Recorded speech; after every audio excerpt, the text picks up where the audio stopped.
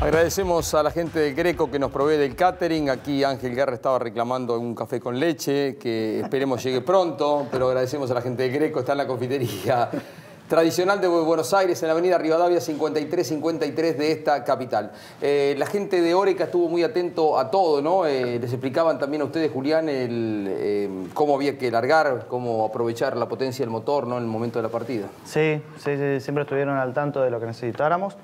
En el momento de la largada hubieron varios autos que tuvieron inconvenientes con el control de largada y con la primera y con el embrague, con el freno, con un montón de cosas, y bueno, la gente de Oreca iba auto por auto explicando el procedimiento para que lo tengamos fresco. ¿Es complicado? Es complicado el procedimiento porque es un paso a paso. Si te salteas algún paso o haces uno antes que el otro, por ahí se anula la estrategia de largada, el motor no reconoce que estás en modo largada y no anda el controlador de largada. Principalmente ese es el problema. Tener que tener pisado el freno con cierta presión, no es que solamente acariciarlo, con una buena presión de freno, que tenemos que tener el freno de mano puesto, embrague primera, antes de que apretar el botón de largada, y ahí sí, controlador de largada. Después del controlador de largada, cuando lo soltás, tiene un delay de 3 segundos para liberarte la potencia. Entonces, bueno, aparte de que la primera es larga, tenemos que estar con el embrague de a poco traccionando. Todo un protocolo, ¿no? Sí, por ejemplo. Yo me acuerdo un día estuvimos con Pechito, tuvimos media cena explicándome la largada. Digo, ya está, me perdí. Exactamente. Digo, sigamos con otra cosa. Es complicado. Por ejemplo, a mí me pasó que largué bien, traccioné bien, pero largué el botón del controlador de largada tarde, entonces quedé sin potencia. Claro. Una vez que traccioné, quedé sin potencia porque tiene 3 segundos de delay. Sí. Como que no lo tuve en cuenta. Eran los 3 segundos más lentos de tu vida. Claro, yo había traccionado y sentía que no tenía potencia, por eso me emparejaron los autos de atrás. Es complicado, ya le vamos a ir agarrando la mano. Sí, 2 carreritas nomás. Además, como Einstein dice que el tiempo es relativo, depende de la mente, ¿no? Son momentos tan importantes la largada que los 3 segundos, ¿cómo los calculás? Claro. Únicamente con un reloj. Y aparte, atento al semáforo en rojo, atento a que no patine, al embrague. Me equivoco si tienen que estar... va a venir su vida, ¿no? Me equivoco si tienen que estar mucho más atentos al display que tienen hacia adelante para ver en qué cambio van. Digo, en algunos momentos sí, tenemos el sistema anti-lag, que hace mucha contraexplosión cuando soltás el acelerador. Esa contraexplosión como que supera el ruido del rebaje. Entonces, viste, por ahí estamos frenando y tanta contraexplosión te engaña, no sabes si bajó o no bajó. Por eso estamos atentos un poco a la pantalla. Me mostraron algún monitor de las computadoras en gráficas, Damián, que comparaban lo que era el viejo Super TC2000 y ¿qué diferencias, ¿no? De velocidades de curva, de cambios en cada una de las curvas, de velocidad de punta también. Principalmente creo que de velocidades mínimas de curva. Eso se acomoda con la eje lateral, pero en algún momento creo que hasta tuvimos la misma velocidad final antes de la curva 2. Recuperaba mucho el motor, ¿no? Claro, doblando por ahí 10, 15, sí, lo superior que inclusive. Superior. Velocidad final superior. En algunos momentos, 14, sí, depende. Menos, ¿no? Claro. Va a estar bravo en un circuito rápido. Claro. Llegamos a ir a Rafaela. Sí. Y de hecho el motor ya no le queda mucho régimen, digamos, por la relación de caja que tiene. Creo que se limita, no sé si a 265, 270, no mucho más que eso, con esta sexta al menos. Lo dije en la transmisión de Radio Rivadavia. Atención con los lugares de seguridad en el final de las rectas largas. Porque realmente 5 kilómetros más llegaban a la curva 2 muchos autos.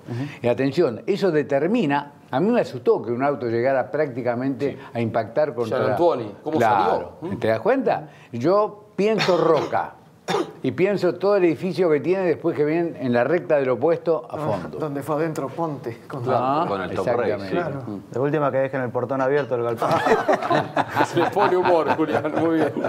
A ver, la nota técnica que hacía el profesor Juárez de los nuevos motores Oreca, una empresa con mucho prestigio, francesa, que no solo prepara motores, sino autos de competición que corren en el WEC, en el Campeonato Mundial de Endurance. El turbo está en la parte posterior, es decir, en la zona del múltiple de escape. ¿Por qué? Porque es una turbina movida por los gases de escape, la energía de la temperatura de evacuación de los mismos, que a su vez, a través de un eje, hace girar a otra turbina, que trabaja como el de una aspiradora, es decir, aspira el aire por este sector. Pasa a tener gran importancia un filtro que alcanzamos a observar en la parte interna, un filtro de papel microporoso. Allí quedan retenidas las impurezas, importantísimo. ¿Sabe por qué? Porque luego va a la cámara de la turbina que envía el aire a presión y esta turbina gira a 170.000 revoluciones por minuto. Tremendo, realmente la velocidad de giro para producir la admisión a los cilindros. Son 4. Fíjese, la tecnología acá hace que cada bujía, 1, 2, 3, 4, 1, 2, 3, 4, tenga incorporado en la bujía también la bobina de encendido. Son prácticamente imposibles de observar, pero en este sector también están colocados los inyectores. Es un motor a nafta con inyección directa, una presión realmente elevada. La base de este motor que prepara Oreca es un motor Volkswagen 2.0 que puede tener desde 120 hasta 400 caballos y más también. En el caso del Super TC 2000, el turbo carga prácticamente el equivalente a 2.3 de la presión atmosférica. Es decir, un motor de 2.000 centímetros cúbicos se transforma prácticamente en un motor de 4 litros 600 que permite obtener la gran potencia. Tiene componentes bastante estándar, como vemos acá, el alternador. Ahora, por una razón física, todo gas que se comprime aumenta de temperatura y sería complejo para el funcionamiento del motor mandar ese aire caliente, digamos, a la admisión. Es por eso que de aquí va al turbo, como decía, vuelve a este sector y acá está lo que se llama intercooler. ¿Qué es un intercooler? Un intercambiador de calor. En este caso particular, hace que el aire a una temperatura elevada pase a través de este intercambiador de calor, similar al que utilizan en la refrigeración del motor por el líquido proveniente de las bombas, ¿no? En este caso, el aire pasa, baja de temperatura y es llevado hacia el múltiple de admisión, el caño que permite el ingreso del aire al interior. Usted va a ver por debajo otros intercambiadores de calor. Uno es el de aceite. Este motor no tiene cárter seco, a diferencia de la mayoría de los motores de competición. Y hay un tercer intercambiador de calor que no lo alcanzamos a ver y que es por otra parte el que lleva el líquido refrigerante del motor. A propósito de esto, este es el pequeño depósito de reserva de líquido que tienen ante un eventual consumo de ese líquido en el funcionamiento del motor. 380 caballos a 6.700 RPM con un torque que supera los 40 kilogramos.